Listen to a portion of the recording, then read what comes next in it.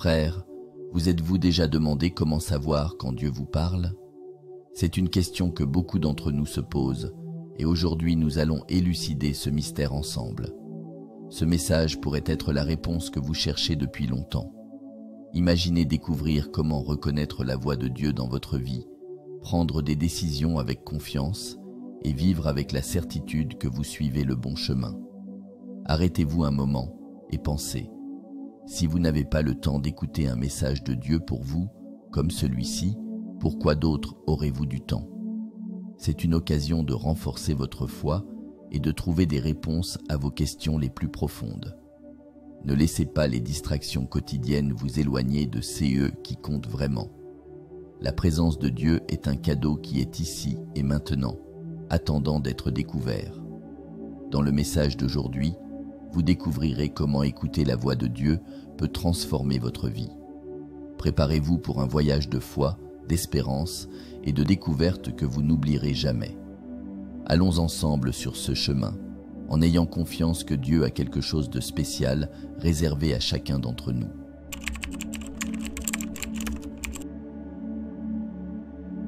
Frères, servir Dieu n'est pas un chemin facile, mais c'est l'un des plus gratifiants. Accepter l'appel de servir Dieu signifie souvent faire face à des sacrifices et des difficultés. Jésus n'a jamais promis que notre chemin serait exempt de problèmes. Au contraire, il nous a avertis des épreuves à venir. C'est dans les épreuves de la vie que notre foi est véritablement mise à l'épreuve et renforcée. Lorsque vous êtes confronté à des obstacles, rappelez-vous que c'est à ce moment-là que votre foi est affinée comme l'or dans le feu. Beaucoup d'entre nous ont déjà vécu des moments où suivre le Christ signifiait prendre des décisions difficiles. Il se peut que vous deviez renoncer à quelque chose de cher ou faire face à des incompréhensions et des critiques. Pensez à ce disciple qui, en entendant l'appel de Jésus, a tout laissé derrière lui, famille, travail, sécurité. Ce type de dévouement demande du courage et une confiance absolue dans le plan divin. Ce sont ces défis qui nous façonnent et nous rapprochent davantage du cœur de Dieu. La vie chrétienne est remplie d'exemples de sacrifices. Imaginez un père de famille qui choisit l'honnêteté et la justice dans son travail, même si cela signifie perdre une promotion ou une augmentation. Ou une jeune fille qui décide de consacrer son temps au service communautaire, au lieu de suivre les chemins plus faciles et populaires. Ces actes de foi et de service sont des témoignages vivants de l'amour du Christ en action. Ils nous rappellent que, malgré les difficultés, nous sommes sur le bon chemin lorsque nous suivons la volonté de Dieu. Jésus nous invite à porter notre croix chaque jour. Cela signifie affronter les défis la tête haute, sachant qu'il est avec nous à chaque pas. Nous ne sommes pas seuls dans nos luttes, le Saint-Esprit nous fortifie et nous guide. Lorsque nous nous sentons faibles ou découragés, nous devons chercher la parole de Dieu et nous appuyer sur la communauté de foi. Il est important de se rappeler que la victoire en Christ est déjà assurée et les adversités ne sont qu'une partie du processus de croissance spirituelle. Donc, mes frères, ne vous découragez pas face aux défis. Chaque sacrifice fait par amour pour Dieu n'est pas en vain. Au contraire, ce sont des opportunités de montrer notre dévotion et notre confiance en Dieu. Croyez que, au milieu des difficultés, Dieu travaille dans nos vies, écrivant une histoire de foi et de dépassement. Restez fermes et continuez à servir avec joie et espoir, sachant que le meilleur de Dieu est encore à venir.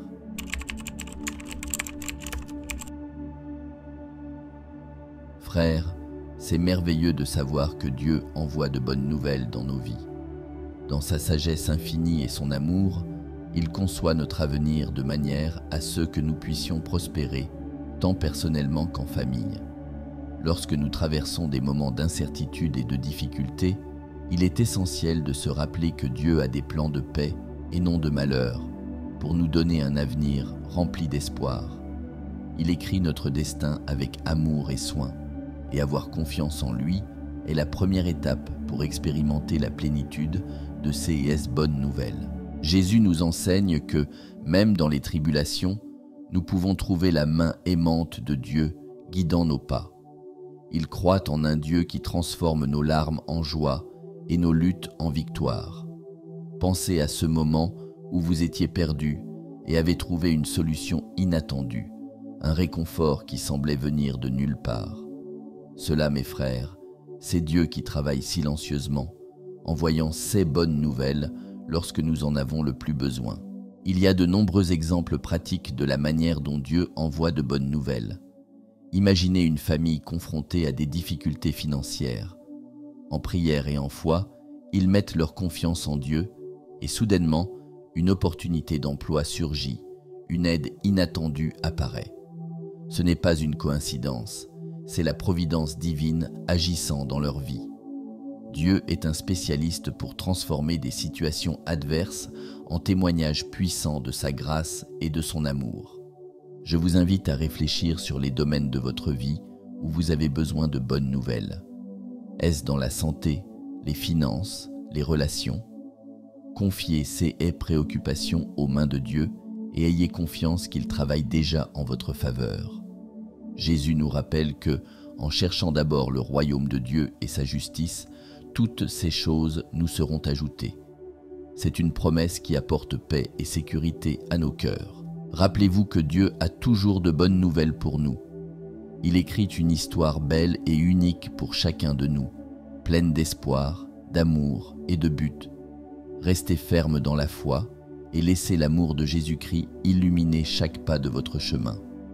Allons ensemble, en prière et en confiance, embrasser ces bonnes nouvelles que Dieu a à nous offrir et vivre une vie abondante et prospère.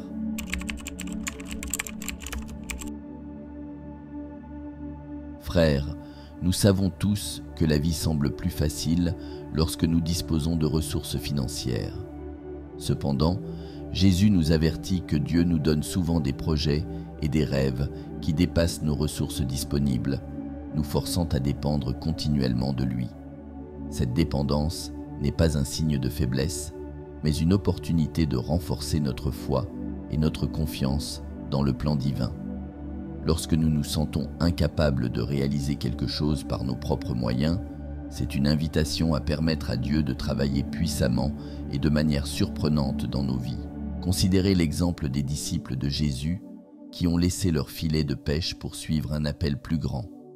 Ils n'avaient pas la certitude de comment seraient comblés leurs besoins quotidiens, mais ils ont fait confiance à Jésus et à sa promesse de provision.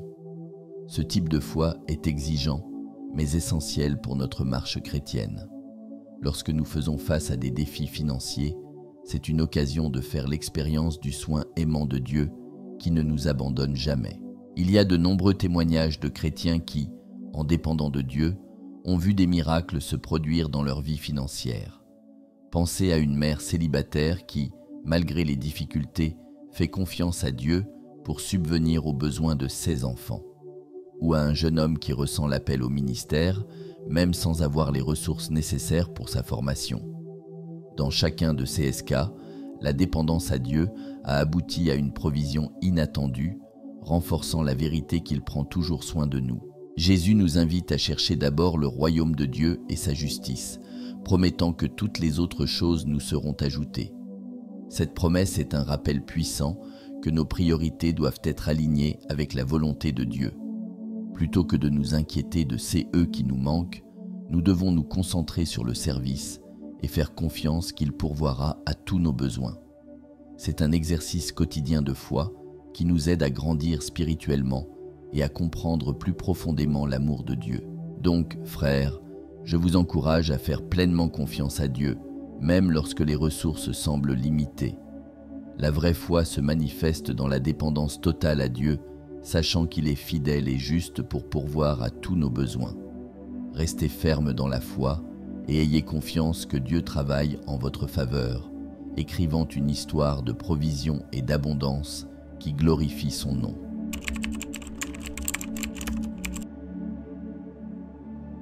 Frères, nous faisons tous face à des défis dans différents domaines de la vie, qu'ils soient personnels, professionnels ou spirituels.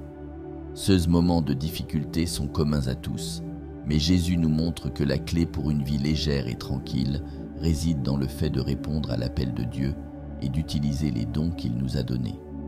Lorsque nous nous alignons avec la volonté divine et mettons nos talents au service du royaume, nous trouvons un but et la paix, même dans les adversités. Jésus comprend nos luttes et est toujours à nos côtés, offrant consolation et orientation. Il nous appelle à remettre nos préoccupations à Dieu, car il prend soin de nous. Imaginez une situation où vous vous sentez submergé par le travail ou la vie familiale. En cherchant la présence de Dieu et en ayant confiance en sa direction, vous trouverez la force nécessaire pour surmonter ces défis. L'amour de Jésus est notre soutien constant. Les dons que Dieu nous a donnés sont des outils puissants pour affronter les défis quotidiens. Pensez à quelqu'un qui utilise son talent pour conseiller et réconforter les autres, apportant espoir et lumière en temps d'obscurité.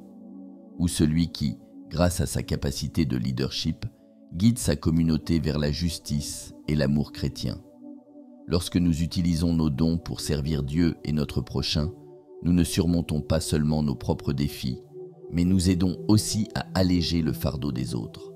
Je vous invite à réfléchir sur les dons que Dieu vous a donnés et comment vous pouvez les utiliser pour répondre à son appel.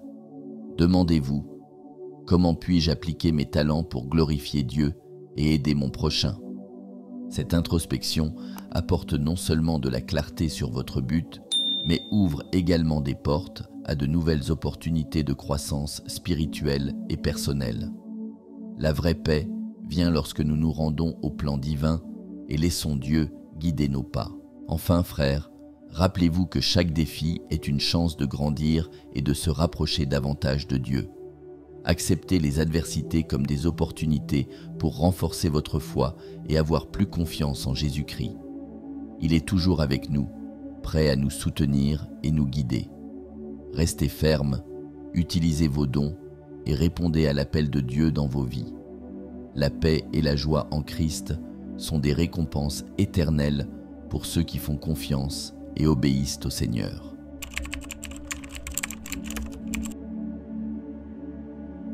Frères, il est important de se rappeler que la véritable épreuve de notre foi survient souvent lorsque tout va bien.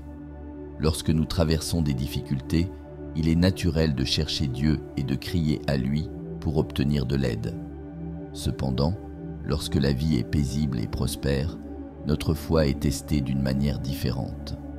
C'est dans ces moments-là que nous devons maintenir l'humilité et la gratitude, reconnaissant que toutes nos bénédictions viennent de Dieu.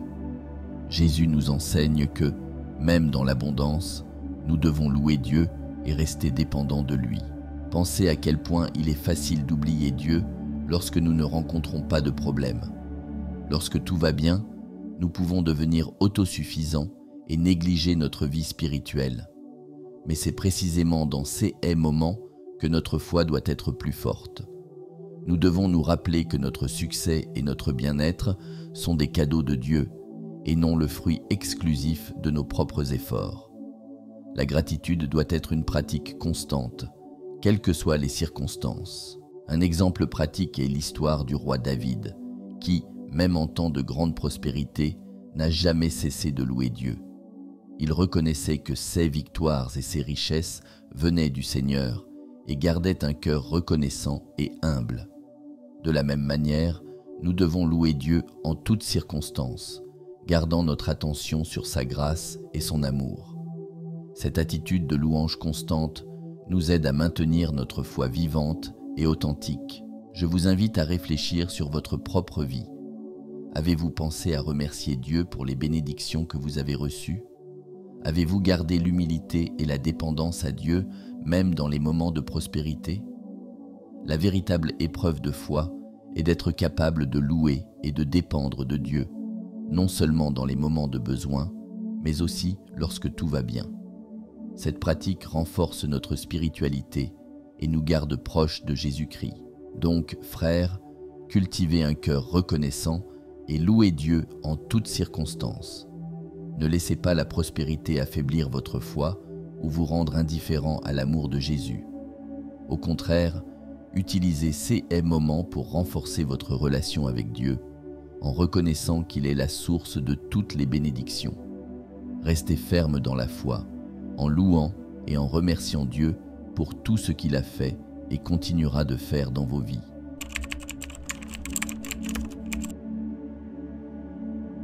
Frères, comprendre les signes de Dieu est crucial pour notre marche de foi. Souvent, nous sommes entourés de bruit et de distractions qui rendent difficile notre capacité à entendre la voix de Dieu. Jésus nous enseigne que, pour prendre des décisions correctes et éviter d'être trompés par nos émotions, nous devons être attentifs et sensibles aux signes divins.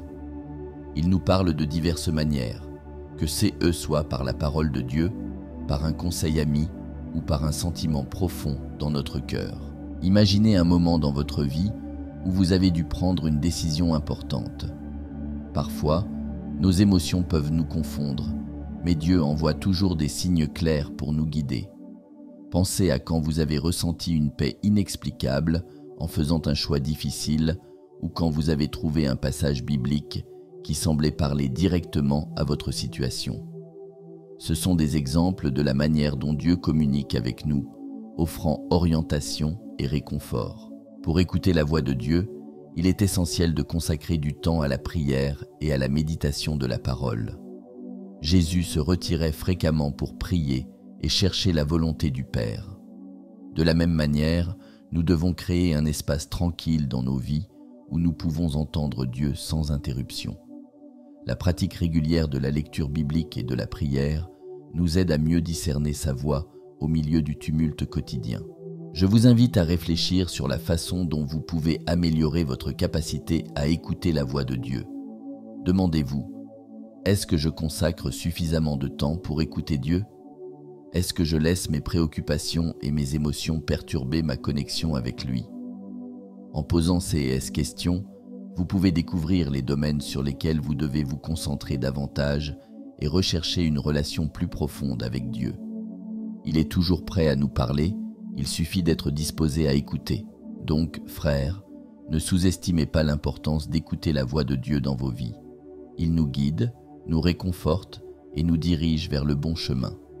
En cultivant une relation intime avec Jésus-Christ et en prêtant attention aux signes divins, nous pouvons prendre des décisions plus sages et vivre selon la volonté de Dieu. Restez fermes dans la foi en ayant confiance que Dieu parle toujours et guide chaque pas de vos vies.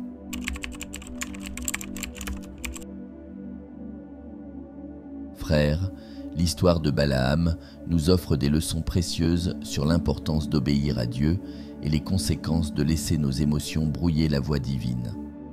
Balaam était un prophète qui, séduit par la promesse de richesse, a tenté de désobéir à l'ordre de Dieu.